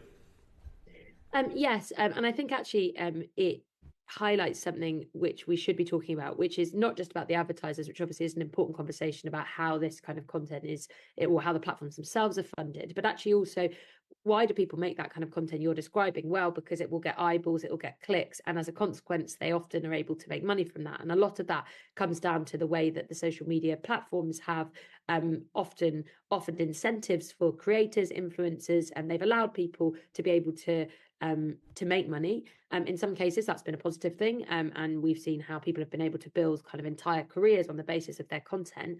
But you can also see the risk that poses, and I've certainly seen that firsthand not least around the riots, but also around the various elections. Take, for example, there was a site called Channel 3 Now, which was the pseudo news site, one of the first to share false claims about the identity of the attacker following the attack in Southport, because it looked credible, because it looked like a news site. Lots and lots of people were resharing it. When I tracked down the people behind that, and there'd been various accusations leveled at this site, including suggestions it was connected to Russia in some way, or it was part of a foreign influence operation. I didn't see any evidence of that, but what I did find from speaking to one of the people involved in the site, who was based in, there was one based in America, one in Pakistan, one was a hockey player in Nova Scotia, and essentially from the conversations I had, it appeared to be about clicks and money, because they knew that the quicker they put something out, whether it was true or not, the more money they could make. And the same applies to some of the big accounts I've tracked down and spoken to on X right now, some that are newly created, made in October, and yet are making thousands of dollars, if not more than that, from the content they're posting, including content that is not true or that has been accused of promoting hate as well. So I think there's what you're describing is actually symptomatic of the way that the social media sites, and if we talk about X specifically, they've made changes to how accounts can make money now. If you're a premium user, you sign up, you buy a blue tick, you're able to make money from other premium users interacting with your content. Obviously, the perhaps the more controversial or exciting or upsetting that content is, the more clicks and views you're going to get, and therefore the more money you can make. And so you can see how that motivates, and certainly it has quite explicitly motivated some of the people I've spoken to, who also appear to have ideological aims. I've contacted X quite a lot about this question around monetization. They have responded to one right of reply email I've sent them over the past, ever since Elon Musk took over, and I've probably sent upwards of, definitely dozens of emails. So it's hard to get answers out of them, but they continue to say that they're defending the user's right to freedom of expression. Yeah, so the transparency of that freedom of expression there has not been defended. John, we go to you now. Thank you, Chair. I just wanted to pick up actually on something Dr. Whittaker had said earlier, but actually it's been touched on by Ms. Spring and Mr. Ahmed as well, in terms of there seems to be, I was struck by the old iPhones dotted around the country, the examples of Nike and so Dr. Whittaker, you suggested that there was in effect that we hadn't got enough evidence of social media algorithms recommending harmful content. Why is that, and what are the gaps, and what would be helpful to us? As with the Online Safety Act, the real key distinction here is to draw the line between illegal and what you might call legal but harmful content, which has actually been most of what we've been talking about today. Yes. Looking at the whole basis of academic and think tank research, there is not much evidence to suggest that illegal content is being amplified, but there is a bucket load of evidence to suggest that this kind of legal but harmful content is being amplified. Starting with illegal, one might take the optimistic view that social media platforms are so good at getting rid of illegal content that it's not there to be amplified. You might be able to detect a certain amount of sarcasm in our voice. But there is a really big knowledge gap when we're talking about things like terrorism, when we're talking about suicide content, all of these things. There's just not a lot of research there. When we talk about legal but harmful content, there's about 50 empirical studies, and most of them point to the fact that it is promoting in some way.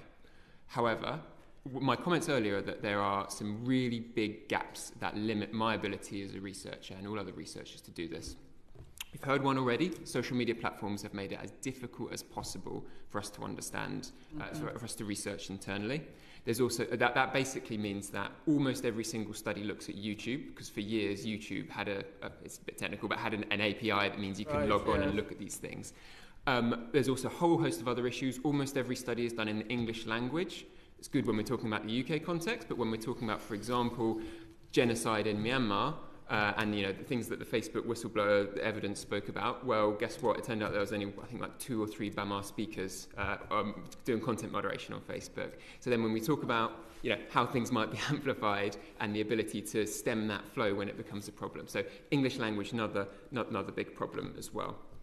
And then finally, almost every study is what you might call a black box study, and this includes the ones that I've done. You feed try and change some things on social media and just see what the algorithm spits out at the end. Interesting, informative, but you're actually not able to understand what that algorithm is doing. There was one study under the previous ownership on Twitter where they actually used internal data and it revealed some really, really interesting things. But despite all of the studies pointing in a certain direction, there are some really major limitations that means that we should be cautious about the conclusions. Thank you very much. Thank you. And now, Adam, would you like to come up on that point? Yeah, thank you, Chair. And in response to the discussions we've been having, very positive generally, and we've talked lots about the Online Safety Act, but for us to take away as legislators, picking out some of the holes that we may or may not have identified in the Online Safety Act, where do you see the future of legislation to combat some of the issues that we're talking about? So we've been doing some thinking around what we've called a project Online Safety Act 2.0. So what's the next iteration look like? And there are three key aspects that we need to deal with: algorithms and more transparency around that. Now look, the way the algorithms work, and part of the reason is that people call them a black box. The reason, even for the platforms themselves, they are unpredictable because they are so complex. It's not just one equation, it's lots of nested algorithms underneath each other.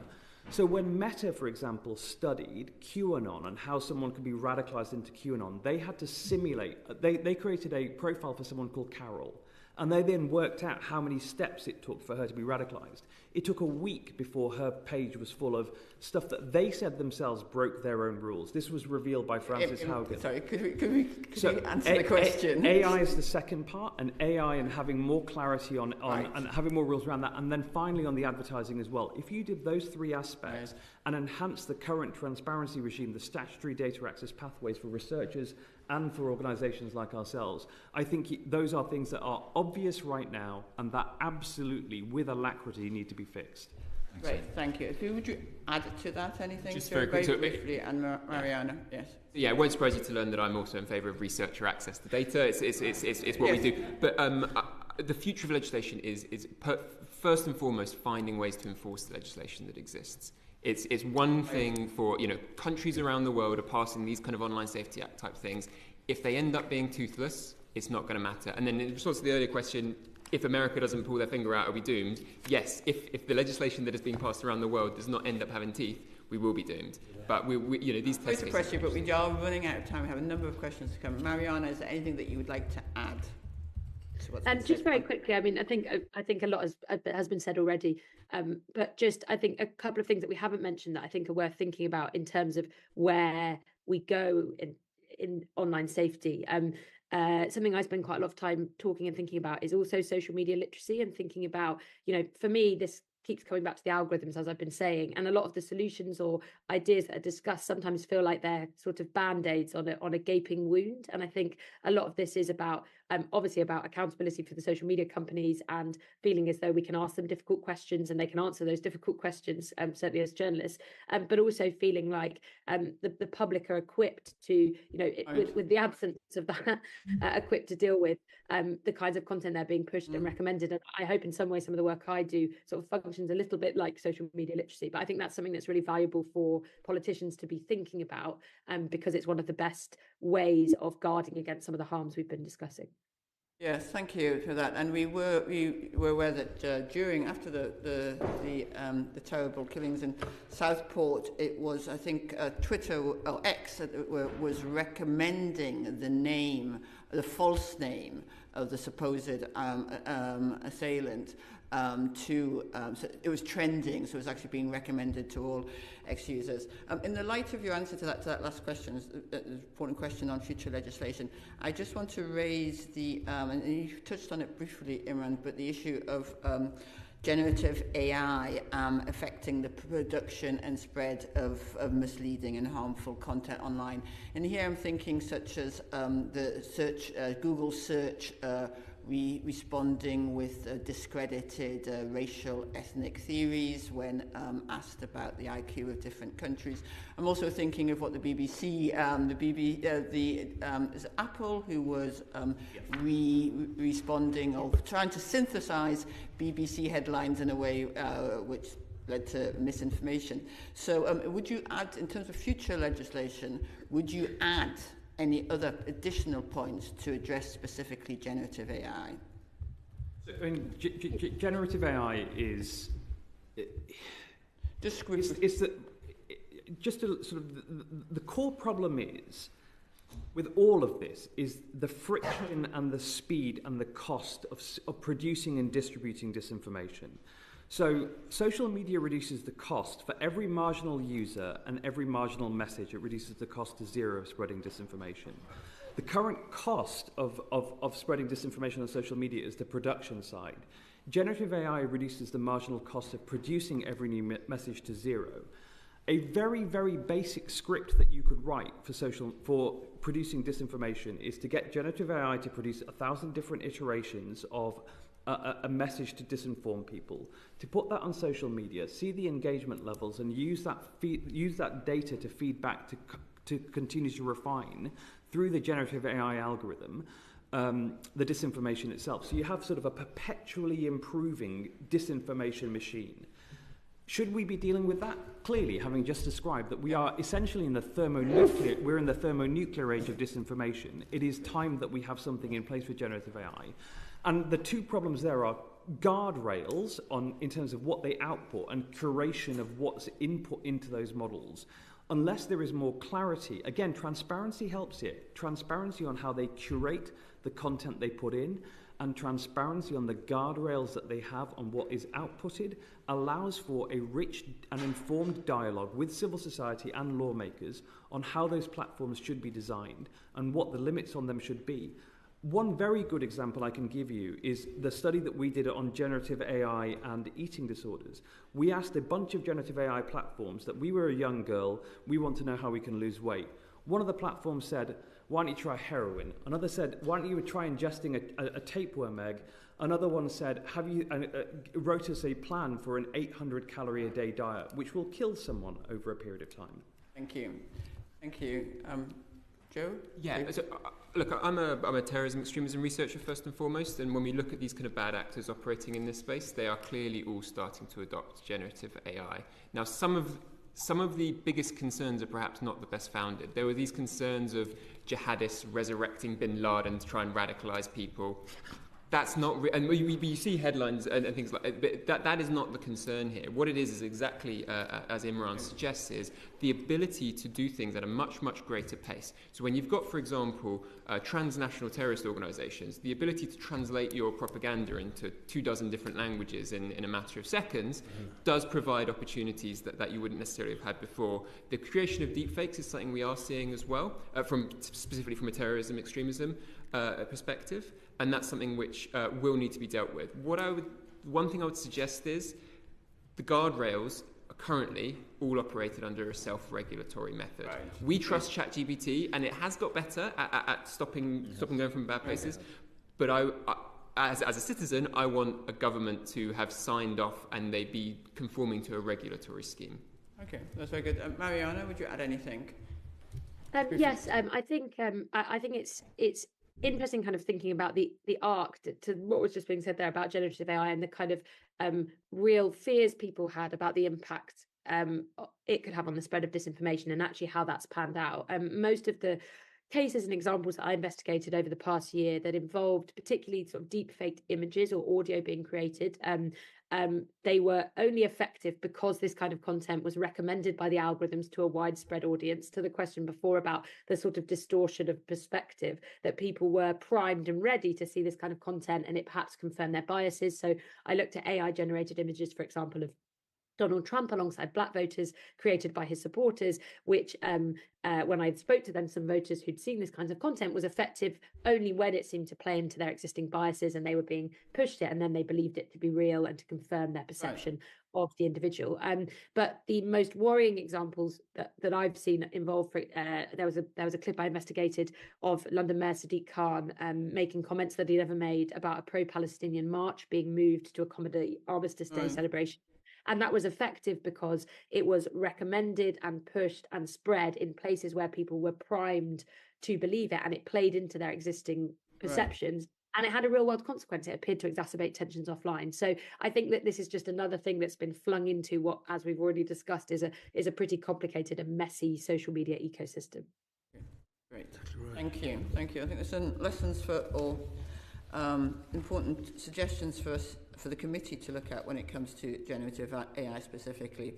But now I want to go to Paul as a practicing or previously practicing journalist to raise the issues around freedom of expression and misinformation. Yeah, can I ask you both, Imran and Joe, you've referred to the fact, Imran, rightly to the fact that freedom of speech is a very British value, and you've also referred to the American constitutional protections. How can a UK government tackle misinformation and disinformation without infringing on freedom of expression? I'm thinking in particular that there are some free speech absolutists who say that the Prime Minister was wrong the other week when he said that freedom of expression does not include the freedom to spread lies. Some absolutists would say it does include that freedom to spread lies, as long as it doesn't have a causal link to harm or harassment or violence. What's your answer to those? So I'm going to ask Mariana to start, and then Joe and Imran, briefly if you can, but this is obviously a particularly important issue for the committee, and it's also, I should say, we are still in discussions with X as to who will appear on their behalf for the committee. Yeah, and thank you for that question. And I think that perhaps it's been widely accepted that stuff that is not true and that is harmful in different ways will exist on social media because of the scale of social media, because of how many people can use it, because of how it works, that it doesn't rely so much on proactive moderation as reactive moderation to content. But I think the question here is the right for those lies to be seen by as many people as they are. And this again comes back to the algorithms, which is, if a post is untrue or false and it's seen by 10 people, that's a completely different kettle of fish to if it's seen by 10 million people. And what we're seeing right now on some social media platforms, X is an example of that, is where content, whether it's true or not, can be amplified, recommended. And I've seen ample evidence to support this idea. I've even spoken to people behind accounts who acknowledge this is the case, that whether it's true or not, they know that their posts can be seen by millions of people. They can make money from it. And there's no real repercussions. There might be a community note that's added to a post, so that's other users fact-checking that post. But the problem is, again, that often when a post has already been seen that many times, the impact has already been felt, and there are real questions about to what extent any labelling or fact-checking actually succeeds in correcting the narrative. Yeah, so I think part of what you're saying is often referred to as you have the right to freedom of speech, but not freedom of reach. And I suppose the question is, how should that non-right to freedom of reach be mediated? Imran, would you like to add anything? And then I'll come to Joe. Yeah, I mean, Paul, I think that we have the debate on this issue has become really convoluted and complex. One of the reasons I blame for this is the invention of the terms misinformation and disinformation. Misinformation means being wrong. It's an untruth. Disinformation adds in mens rea. It's a lie. It's an intention to deceive. And I think that, people have a fundamental right to express both. They do, by law. They have the right to lie about whether or not a Muslim was behind, an asylum seeker was behind the events in Southport. But algorithms, they lie specifically. When they select misinformation, and when they know that the most violative content is the stuff that gets the most engagement, when they then choose to reward that engagement with amplification, it is the design of these systems that is, it adds in the mens rea aspect to it. So perhaps people, can be wrong, they can be stupid, people have the right to be dumb, but platforms know better, and they already know that they are complicit in the promotion of that misinformation, right. And in doing so, it becomes disinformation. These are disinformation machines, right. And so the framework that CCDH has always had is don't criminalize speech. That's a bananas thing to do. Safety is created by transparency, which allows for meaningful accountability, and then when there is clear evidence of negligence, which is a core concept under British civil law as well, or of knowing indifference to where that disinformation may lead to human harm, then there should be costs attached to that. Like, we should either impose them through one mechanism being through regulatory costs. The second mechanism is a market cost, which is that by creating transparency for the advertisers too, they can withdraw their revenues. So it's a double way of impacting the bottom line and of changing the system, because right now the problem is that Southport was profitable for X and the other platforms. And we need to make sure that in future it's costly, whether that's through the advertising and through a transparency-enabled system which allows for an open and informed discourse on these issues, or it is if there is sufficient evidence of mens rea, and there may be in the case of X for regulatory costs too. I think what we're hearing is that there's no cost to lying, but there are revenues associated with lying. Joe, would you like to add anything just briefly to that? Yeah. The internet has fundamentally changed how we deal with issues of free speech. We've got 2,500 years of philosophy and law trying to work out, there's the state, here's the people. People occasionally say something's over the line, get punished. And then since about 1995, there's been this third part of the triangle of these tech companies. And for about 25 years, we've been outsourcing our free speech public square discussions to people that are situated in San Francisco, Silicon Valley, to make those kind of decisions for us. We are now, within the last 3 or 4 years, both the EU, the UK, Australia, devising laws which do fundamentally change that kind of calculation. I am actually quite distrustful of the phrase freedom of speech doesn't equal freedom of reach.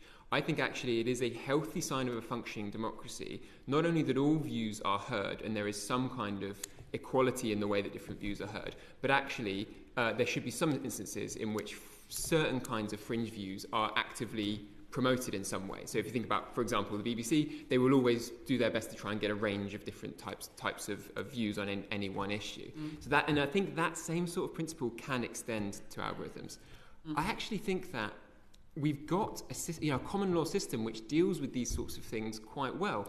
If speech is so reckless that it is putting people in danger, that is the sort of speech that should be outlawed, and there is no reason why platforms should be immune from that.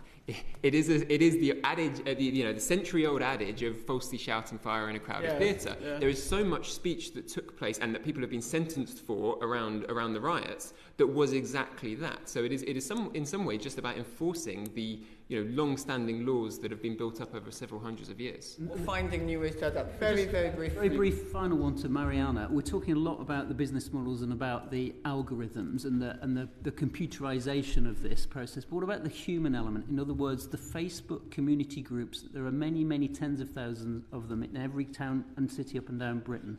And they're often controlled by a handful of 2 or 3 individuals who are the admins to these groups.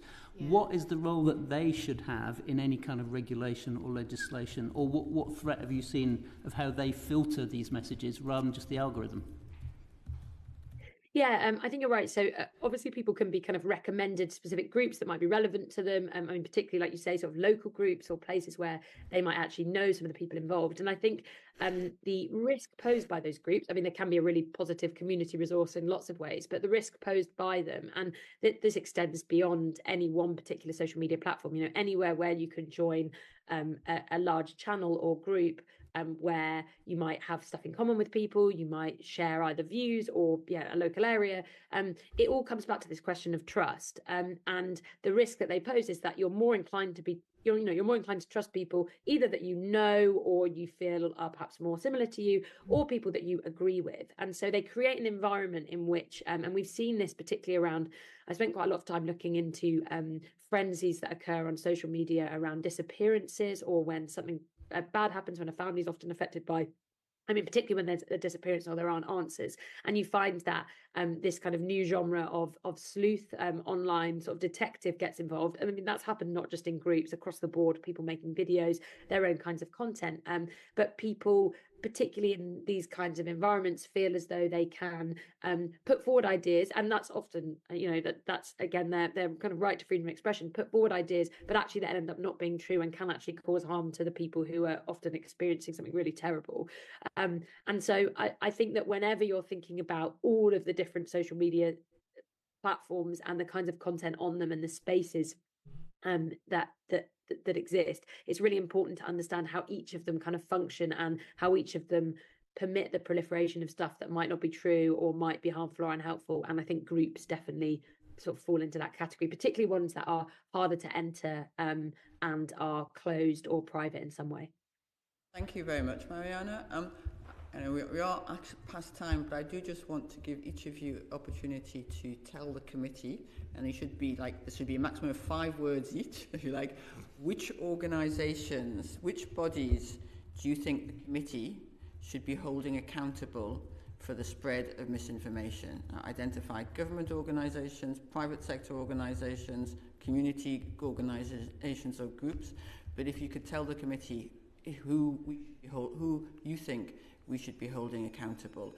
So I'm going to start with you, Imran, first. Starts with the social media companies. They are the primary offender in the violence that we've seen last summer, but also in the increasing spread of disinformation online. Right. I think second of all, you've got to treat the mainstream broadcasters as complicit too. They have been just as complicit in reporting which reifies trends on social media into facts in the mainstream media too. People are saying on Twitter, and the third people are yourselves, the politicians, who spend far too much time there are people who have opportunistically weaponized trends on social media to spread disinformation and to tell other people that they believe in it too, and therefore they're on their side. And we've seen that whether it's come to anti-Semitism, it's come to Islamophobia, anti-vax disinformation, and all sorts of other malignancies. And I think we need to be holding ourselves to a different set of standards. Okay, that's great. Politicians, social media companies, and a third one. Joe? Just the only thing to add is the people who are out there committing violence as well. It's very easy to get lost in that when we're talking about big social media platforms. There were thousands of people out there committing violence last summer. Finally, Mariana.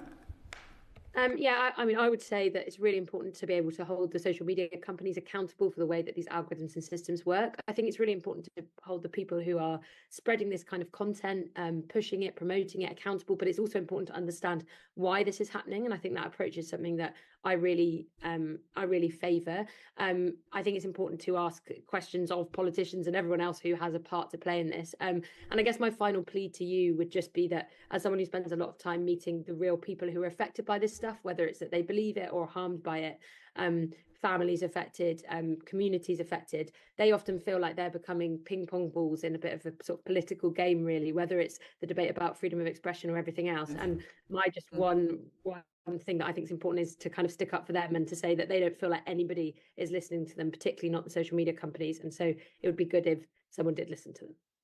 Thank you, Mariana. Thank all members of our panel. On that last point, I think the committee, all the committee members feel very strongly that it is part of our job to be standing up for those who are impacted by the spread of misinformation on social media. We've very much valued your evidence. You've raised a number of really important issues and points which I think had not been raised before, from how we monitor misinformation in the UK and globally, and the right to assess and research on social media, what duty do we have as individuals, and the transparency, particularly the transparency of algorithms and the connection to the advertising revenues. It's been a series of very powerful testimonies, we could go on for a lot longer. But thank you so much for your contribution. And with that, I will just say order